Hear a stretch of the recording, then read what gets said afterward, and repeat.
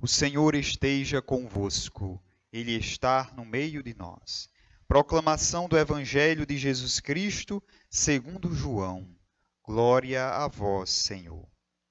Naquele tempo, disse Jesus a seus discípulos: Eu sou a videira verdadeira e meu Pai é o agricultor. Todo ramo que em mim não dá fruto, ele o corta. E todo ramo que dá fruto, ele o limpa, para que dê mais fruto ainda. Vós já estáis limpos por causa da palavra que eu vos falei. Permanecei em mim e eu permanecerei em vós. Como o ramo não pode dar fruto por si mesmo, se não permanecer na videira, assim também vós não podereis dar frutos, se não permanecerdes em mim. Eu sou a videira e vós os ramos. Aquele que permanece em mim e eu nele, esse produz muito fruto, porque sem mim nada podeis fazer. Quem não permanecer em mim será lançado fora como um ramo e secará. Tais ramos são recolhidos, lançados no fogo e queimados. Se permanecerdes em mim e minhas palavras permanecerem em vós, pedi o que quiserdes e vos será dado.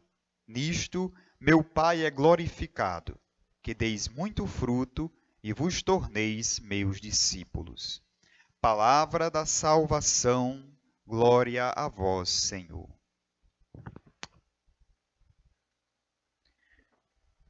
Meus irmãos e irmãs que nos acompanham pelos meios de comunicação, hoje ouvimos o capítulo 15, o início do capítulo 15 do evangelista João.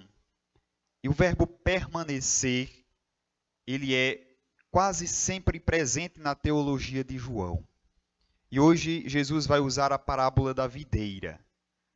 Ele fala isso porque quem ouve está atento aos detalhes e compreende por causa da cultura das vinhas que tinha naquela época. A videira é a planta que dá a uva. Essa videira, se alguém conhece uma vinha, sabe que é com uma espécie de trepadeira que ela se espalha, aquela rama, num garajal que é criado, e essa rama se espalha. A galha da videira só é possível dar uva se ela está ligada à videira verdadeira, a principal, o galho principal. Se ele é arrancado, ele seca. Isso aqui na cultura de Jesus. Mas hoje nós poderíamos transformar para a nossa realidade. Talvez se Jesus estivesse no nosso contexto, ele dissesse, não é? Eu sou a laranjeira e vós sois os ramos, ou seja, para dizer uma planta que é da nossa realidade. Nós bem sabemos que se uma galha é cortada da laranjeira, da goiabeira, se é colocada à parte, ela seca, apodrece e desaparece. Se essa é enxertada na videira ou no caule da planta principal, ela é capaz de dar frutos. Jesus vai usar o exemplo da agricultura para falar da relação do fiel ou relação do povo com Deus. Eu sou a videira verdadeira, ele vai dizer. A planta verdadeira é ele, ou seja, quem dá o nutriente, a seiva principal. Quem cuida é o Pai, porque é o agricultor. E a humanidade inteira são os ramos. Ou seja, só somos capazes de dar frutos, só somos capazes de produzir vida se estivermos ligados à videira verdadeira, que é o Cristo Jesus. Que seiva é essa? A planta dá a seiva, dá o nutriente necessário para as galhas dar flores e frutos. Em Cristo Jesus, isso pode ser traduzido pelo Espírito Santo. O Espírito Santo é esta seiva que vem nutrir a nossa vida para que possamos dar frutos, e frutos abundantes. Se nós olharmos, os apóstolos começam a entender isso.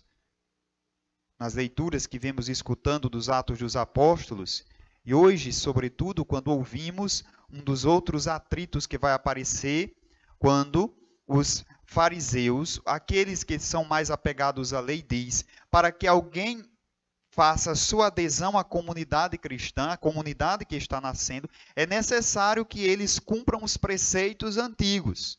A circuncisão, a observância da lei de Moisés, e é o que Paulo e Barnabé vai levar à discussão.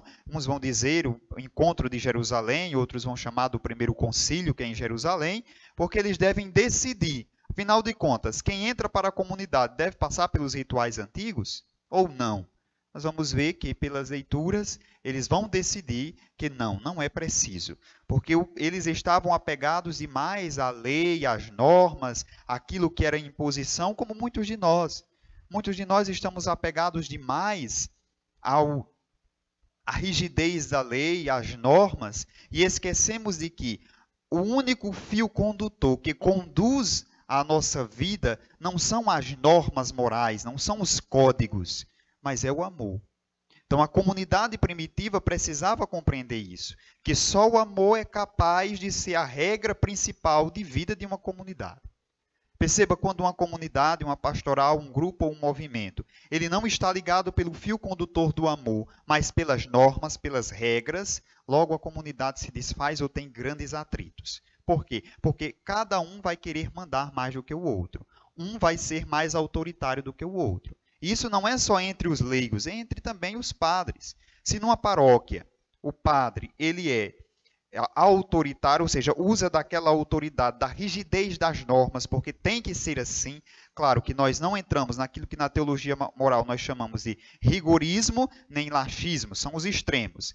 Pode fazer tudo como quiser ou não pode fazer nada, tem que ser tudo como eu penso, como eu acho, como o direito canônico diz, isso aqui.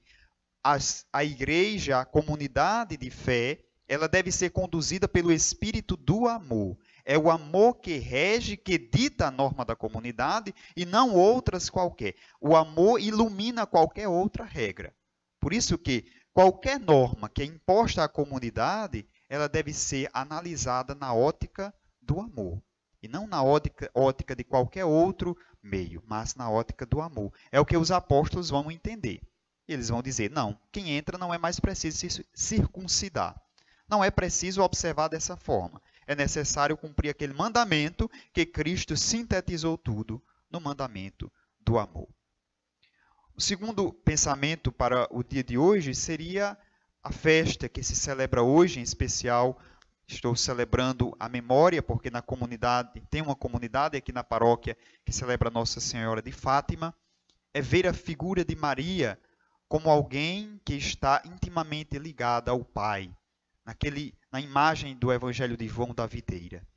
Maria só foi capaz de dar frutos, ou o fruto por excelência, porque estava ligada à videira verdadeira. Nunca deixou-se desligar.